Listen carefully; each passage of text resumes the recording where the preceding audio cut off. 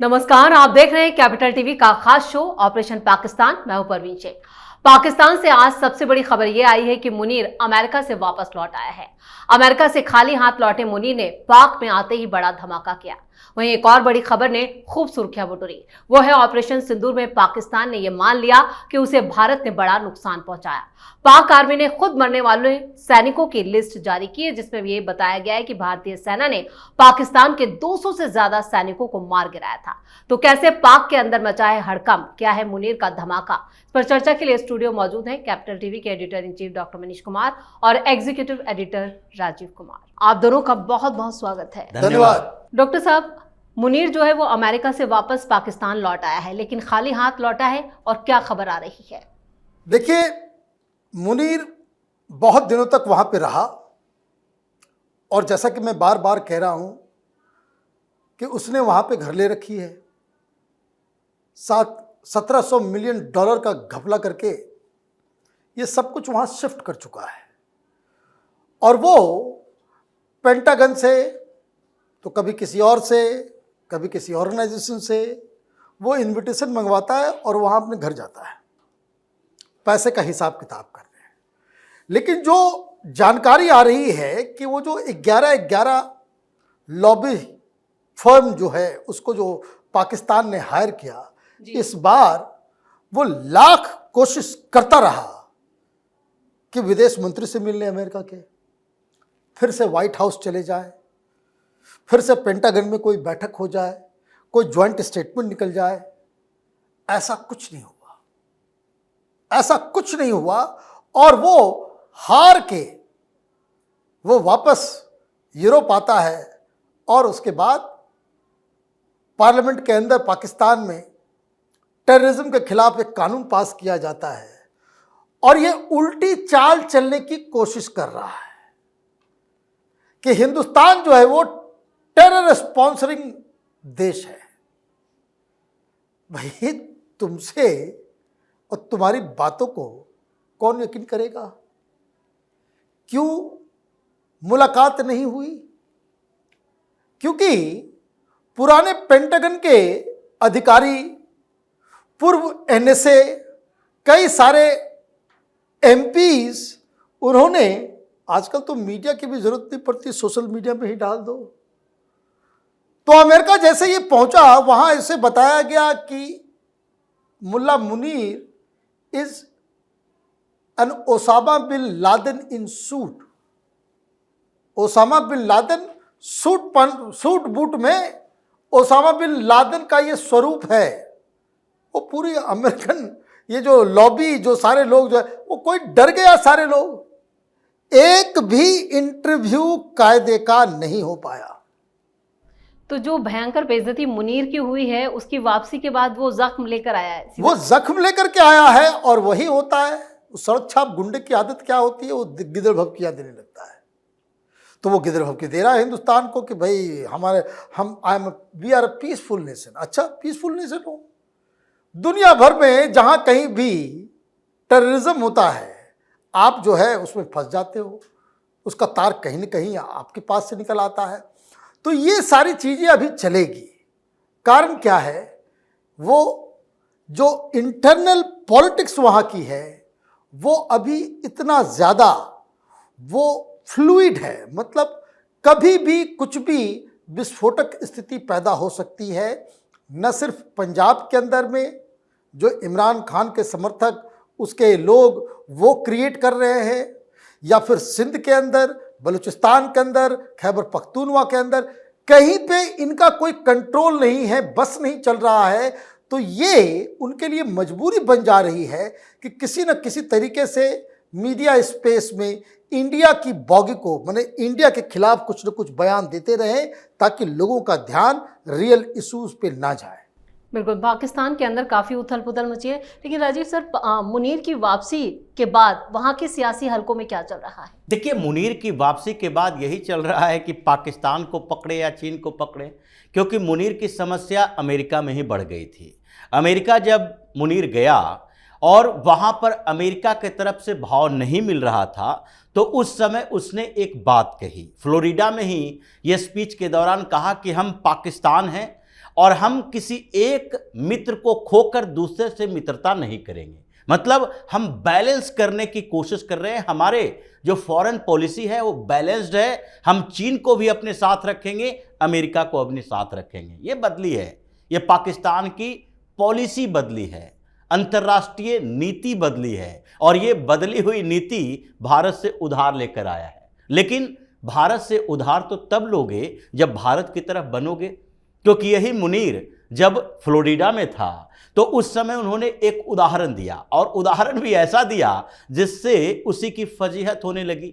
वो बैठे हुए सारे पाकिस्तानी लोग मुस्कुराने लगे, हंसने लगे कि तुम हमारी इज्जत उछालने आए हो या हमारी सराहना करने के लिए आए हो। ऑपरेशन सिंदूर के बारे में ही वो बोल रहा था, और बोलते हुए उसने एक उदाहरण दिया कि देखिए, भारत और पाकिस्तान के बीच संघर्ष चला, उसमें भारत और पाकिस्तान के संघर्ष को कुछ उदाहरण के साथ हम बताते हैं कि हमारा कितना नुकसान हुआ और भारत का कितना नुकसान हुआ। भारत एक शाइनिंग मर्सिडीज है, तो शाइनिंग मर्सिडीज जो कि सड़क पर फरारी की तरह चल रही है, और हमारा पाकिस्तान एक डंप ट्रक है जो कंक्रीट पत्थर भरे हुए है।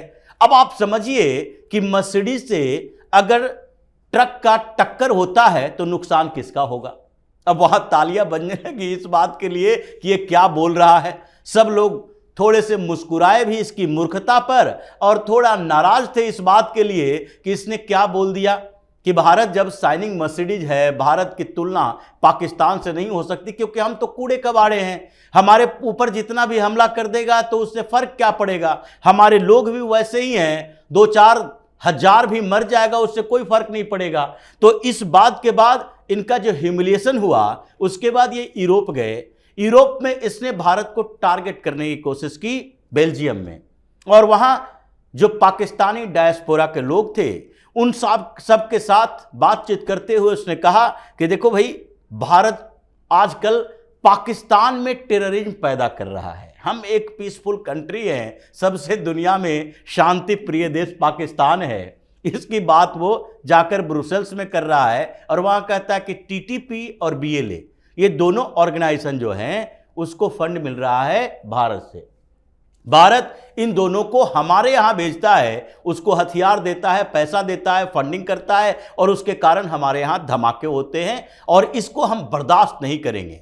अफगानिस्तान पर भी बोला कि टीटीपी का बेस अफगानिस्तान है, इसलिए अफगानिस्तान को ही पनिश करेंगे। मतलब उसने ये साबित कर दिया कि जो अफगानिस्तानी तालिबान हमारे साथ खड़ा था भारत के खिलाफ, आज वो भारत के साथ खड़ा है हमारे खिलाफ। उसने ये साबित कर दिया कि हमारी पॉलिसी बदली है तो हम अमेरिका और चीन को बैलेंस करके रखेंगे। ये वो नहीं सोच सका कि वो भारत नहीं है जो अमेरिका और रूस के साथ समान रिश्ता रख सके और दोनों उसको एक्सेप्ट कर सके। अमेरिका और चीन, ये दोनों की नज़र पाकिस्तान के ऊपर अलग अलग रीजन से है, और दोनों एक साथ नहीं आ सकते। पाकिस्तान का मार्केट इतना बड़ा नहीं है कि एक्सप्लोर किया जा सके, लेकिन पाकिस्तान के कुछ क्षेत्रों में मिनरल्स इतने हैं कि जिसको एक्सप्लोर कर सकता है। तो चीन भी वही कर रहा है और अमेरिका भी वही करने आएगा, तो दोनों को एक साथ लेकर नहीं चल सकते। इसलिए मुनीर की जो है अमेरिकी यात्रा रही, चाहे यूरोप से घूमता हुआ पाकिस्तान आया है, ये पूरी तरह से इसने पाकिस्तान की फजीहत अमेरिका में भी करवाई, यूरोपीय यूनियन में भी करवाई, और अब आकर पाकिस्तान में करवाने की कोशिश कर रहा है, जो कि कुछ तो भारत के संदर्भ में, ऑपरेशन सिंदूर के संदर्भ में करवा चुका है। बिल्कुल सही कहा आपने। और जिस तरह से ऑपरेशन सिंदूर का जिक्र किया राजीव सर ने, डॉक्टर साहब, ऑपरेशन सिंदूर को लेकर अब पाकिस्तान खुद मानने लग गया है कि उसे काफी नुकसान पहुंचाया गया। देखिए, ये झूठों का मुल्क है, मक्कारों का मुल्क है। ये चोर डकैत वहाँ पे शासन करते हैं, और मीडिया, जो आधा मीडिया जो है वो आर्मी के इशारों पे नाचने वाली मीडिया है।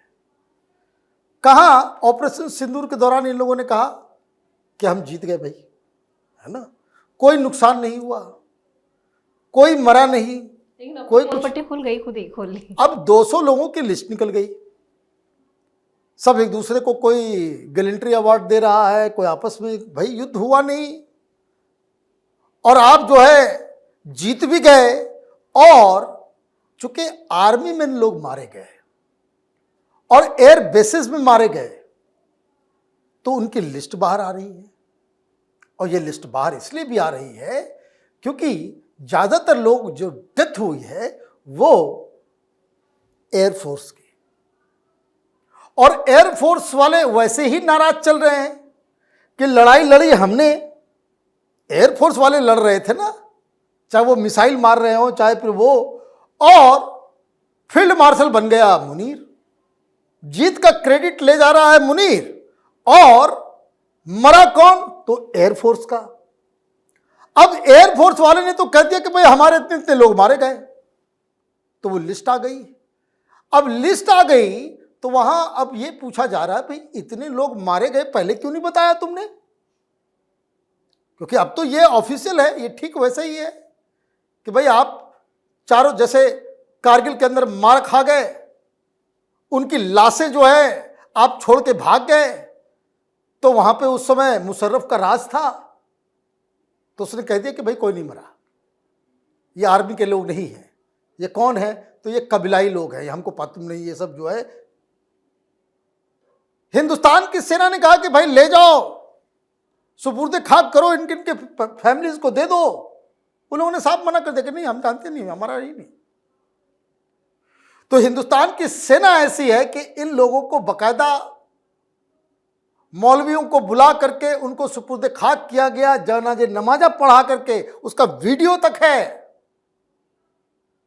तो ये तो मैं बार बार कह रहा हूं, मक्कारों का मुल्क है ये। अभी तक तो कह रहे थे कि भाई कुछ हुआ नहीं, कुछ नहीं हुआ, ऐसे अभी 200 की लिस्ट जो है इन्होंने खुद पब्लिश करके ये मान लिया कि हिंदुस्तान वालों ने इस बार जो है घुस के मारा है। और ये जो लिस्ट है, ये लिस्ट आर्मी, नेवी नहीं, आर्मी और एयरफोर्स के पर्सनल्स का है। ये जो मदरसों में जो मारे गए हैं वो लिस्ट में नहीं है। तो मत समझिए 26 का बदला हमने 2000 से लिया है कम से कम। बिल्कुल। तो ऑपरेशन सिंदूर पर जो अपनी जीत की दावा कर रहे थे कि भारत के साथ संघर्ष में हम जीत गए, लेकिन अब खुद मुनीर और शाहबाज शरीफ ही अपनी पोल पट्टी खोलने में लगे हैं। देखिए, ये पोल पट्टी तो खुलनी ही थी, आज न कल पोल पट्टी खुलनी थी। देर है अंधेर नहीं है। तो इसलिए पहले इन लोगों ने छिपाने की कोशिश की, लेकिन कब तक छिपाते? छिपा भी रहा था किससे? जो बिल्कुल जाहिर टाइप के पाकिस्तानी हैं वही नहीं जान पा रहे थे, जिसको सिर्फ लगता है कि हम हौसला से जंग जीत जाएंगे।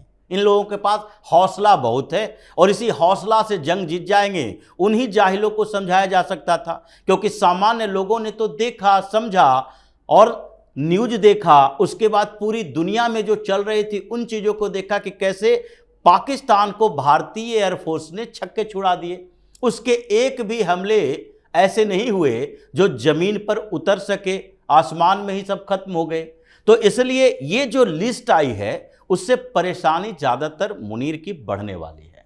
ये जो आर्मी टू आर्मी तो जंग हुआ नहीं है, तो आर्मी के लोग मारे कैसे गए, और उसमें भी पंजाब में क्यों मारे गए? ज़्यादातर लिस्ट में पंजाब के आर्मी ऑफिसर का या सिपाहियों का नाम है, कांस्टेबल का नाम है, तो पंजाब में कैसे मारे गए? यानी कि या तो ये सारे डिप्यूट थे जो मदरसे, मरकज, जिन जगहों पर हमने अटैक किया, आतंकी ठिकानों पर, उसकी सुरक्षा के लिए था, या तो एयरबेस के आसपास इन लोगों को तैनात किया गया था, या तो जो पाकिस्तान ने भारत पर हमला करने के लिए ड्रोन छोड़े या फिर मिसाइलें दागी और भारत ने वहीं पर उसको नष्ट किया, उसी के कारण मारे गए। क्योंकि आर्मी टू आर्मी तो जंग हुई ही नहीं है, न कश्मीर में न पंजाब के क्षेत्र में। तो पंजाब में इतने लोग कैसे मारे गए जो सेना या वायुसेना में काम कर रहे थे? तो इससे इन लोगों की समस्या बढ़ने वाली है, क्योंकि जब मीडिया में पाकिस्तान की लिस्ट आ रही है तो मीडिया में चर्चा भी शुरू हुई, और जब पाकिस्तान की मीडिया में चर्चा शुरू हुई तो पाकिस्तान के लोगों को लगा कि ये इतने लोग मारे जा चुके हैं, हमारे एयरबेस को भारत ने उड़ाया है, जिसमें अब तक नोटम पर नोटम जारी किया जा रहा है, हमारे यहां हर हमले को नाकाम किया है, फिर भी ये जीत के जश्न मना रहा है। और मुनीर है जो अलग अलग जगहों पर तस्वीरें लगा रहा है अपनी कि हमने बहुत बड़ी जंग फतह कर ली। तो इससे पाकिस्तान का इंटरनल समस्या बढ़ने वाली है, और ऐसे अभी कुछ और समस्याएं बढ़ेगी, क्योंकि ये बाढ़ जो आई है और उसके कारण जो 300 से ज़्यादा लोग मरे हैं, उसमें से सबसे ज़्यादा लोग खैबर पख्तूनख्वा में मरे हैं। और उन जगहों पर मरने की समस्या नहीं है, समस्या इस बात की है कि बाढ़ के कारण, प्रकृति आपदा के कारण नहीं, बल्कि इसके मिसमैनेजमेंट के कारण लोग खोते जा रहे हैं। और जिन जगहों पर टीटीपी जैसे संगठन है जो बार बार यह आरोप लगाता है कि खैबर पख्तूनख्वा को तुमने ऐसे ही बंजर छोड़ रखा है, बलूचिस्तान में लोग ऐसे ही आरोप लगाते हैं, तो इन संगठनों के साथ काम करने वाले लोगों की संख्या बढ़ेगी और पाकिस्तान के आर्मी अधिकारियों के ऊपर अटैक आगे बढ़ने वाले हैं। राजीव सर, इस तमाम जानकारी के लिए और सटीक विश्लेषण के लिए आप दोनों का बहुत बहुत धन्यवाद। धन्यवाद। मुनीर की पाकिस्तान से वापसी से सियासी उबाल तो आ ही चुका है। इधर बीएलए को लेकर जो डील उसने अमेरिका से की है उसको लेकर भी वो पाकिस्तानी अवाम के निशाने पर है। वहीं ऑपरेशन सिंदूर की मार से पाकिस्तान अब तक उभर नहीं पाया है। इधर पाकिस्तान के सियासी हलकों में शहबाज शरीफ के खिलाफ भी लोगों का गुस्सा काफी बढ़ गया है। इधर बाढ़ और बारिश से भी पाकिस्तान में हालात जो हैं वो बद से बदतर हो चुके हैं। इस खास शो में इतना ही। वीडियो कैसा लगा कमेंट करके अपनी राय जरूर दें। वीडियो को लाइक करें, शेयर करें और कैपिटल टीवी को सब्सक्राइब जरूर करें। धन्यवाद।